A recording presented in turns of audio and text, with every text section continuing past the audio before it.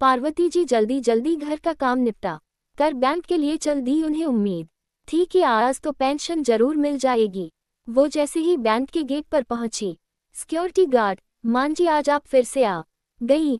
मैंने आपको कहा था इस महीने पेंशन देर से आएगी, अभी पेंशन नहीं आई है। ये सुनकर पार्वती जी का कलेजा बैठ गया। पार्वती जी, बेटा 2 महीने होने को आए, घर में खाने के लिए एक दाना नहीं है। अगर अब भी पेंशन न मिली तो मैं जिंदा नहीं रहूंगी। बेटा एक बार मैनेजर से मिल लेने दे।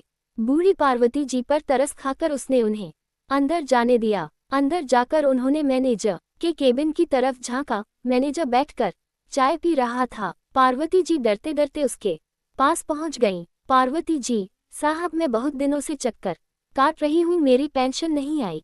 उनकी आवाज सुनकर मैनेजर चौंका। मैनेजर, अरे मान जी आप बाहर पता कीजिए। पार्वती जी, बेटा बाहर तो कई बार पता कर चुकी हूँ, मेरे घर में खाने का एक दाना नहीं है। आप मेरे को कुछ पैसे उधार दिलवा दीजिए, जब पेंशन आए उसमें से काट लेना। मैनेजर, नहीं मान जी ऐसा नहीं होता, ऐसे हम उधार नहीं दे सकते, जब आपकी पेंशन आएगी तभी आपको मिलेगी। मैनेजर का रूखा सा जवाब सुनकर पार्वती जी बाहर आ गईं और घर की ओर चल दी। चलते चलते वे थक गई थी तो एक बंद दुकान के बाहर बैठ गईं। पार्वती जी ने सामने देखा तो एक रेस्टोरेंट था, जिसे देखकर उन्हें कुछ याद आया।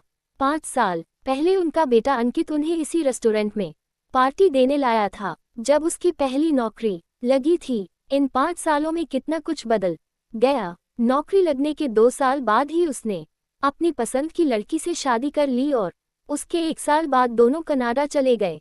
पहले कभी कभी उसका फोन आता था, 1-2 बार उसने पैसे भी भिजवा दिए, लेकिन पिछले 1 साल से उसने पार्वती जी की कोई खबर नहीं ली। पार्वती जी की आंखों से टप टप आंसू बह रहे थे। उन्हें लग रहा था काश मरने से पहले एक बार अंकित को देख पाती।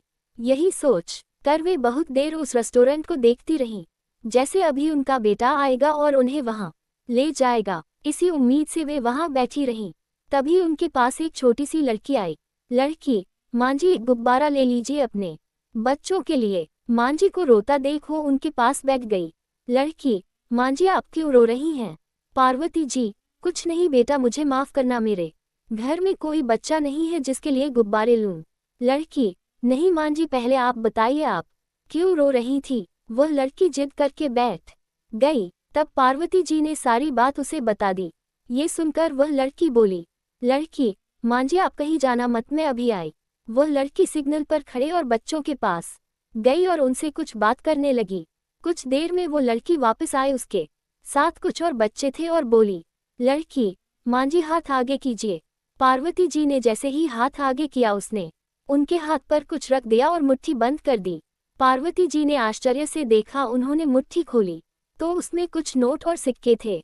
लड़की, मां जी आप चिंता न करें, आज तो अभी इतनी ही कमाई हुई है, कल से हम सब अपनी आधी कमाई आपको दे दिया करेंगे जब तक आपकी पेंशन नहीं मिल जाती। पार्वती जी, नहीं बेटा, ये मैं कैसे ले सकती हूँ, तुम इतनी मेहनत से पैसे कमाते हो। लड़की, क्या आपकी बेटी होती तो आपको भूखे मरने देती। मां जी आप ये पैसे रखो और मैं आपके साथ आपके घर चलती हूँ। कल से आपको कहीं जाने की जरूरत नहीं, आपके घर पैसे पहुंच जाएंगे। पार्वती जी की आंखों से टप टप आंसू बह रहे थे। अपना सगा बेटा उन्हें बेसहारा छोड़ गया था और जिन बच्चों को हर सिग्नल पर हम तिरस्कार की नजरों से देखते थे, वे ईश्वर की तरह मदद करने आ गए। पार्वती जी, बेटा तुम कौन हो? मैं तो तुम्हारा नाम भी नहीं जानती। लड़की, मेरा नाम शांति है, ये भोला है, ये रवि है। धीरे धीरे वह सबके नाम गिनाने लगी। पार्वती जी, बेटा मैं ये पैसे नहीं ले सकती, इसे तुम रखो, मैं कोई ना कोई इंतजाम कर लूंगी। लड़की, मां जी हम सब अनाथ हैं, यही सिग्नल पर कुछ सामान बेचकर गुजारा करते हैं। हो र पास ही में हमारी झुगी है, वहीं रहते हैं। पहले हम भीख मांगते थे, फिर कुछ पैसे जोड़कर हमने सामान बेचना शुरू कर दिया। पार्वती जी, खबरदार जो अपने आप को अनाथ कहा, अभी मुझे अपनी बेटी कह रही थी। तुम सब अनाथ नहीं हो, तुम सब मेरे घर चलो, आज से वहीं रहना। वैसे भी मैं अकेली रहती हूँ। लड़की, नहीं मां जी, हम इस लायक नहीं जो आपके घर में रहे, हमारे जैसे लोग तो यही झुगी में रहते हैं। पार्वती जी, बेटा तुम सब उन लोगों से मकानों में रहते हैं, जो दौलत तुम्हारे पास है वो इन सब के पास कहाँ पार्वती जी उन सब बच्चों को अपने घर ले आईं।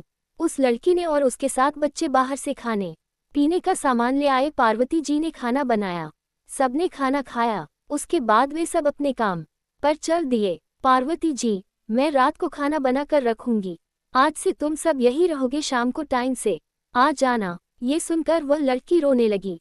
लड़की, मां जी आज मुझे मेरी माँ की याद आ गई, वह भी इसी तरह मेरे लिए खाना बनाकर रखती थी, अब वो इस दुनिया में नहीं है। पार्वती जी, बेटी आज से मुझे अपनी माँ समझ, और तेरी ही नहीं मैं इन सबकी माँ हूँ। लड़की, मां जी आज से हम खूब मेहनत करेंगे, अब तो हमारे पास माँ है।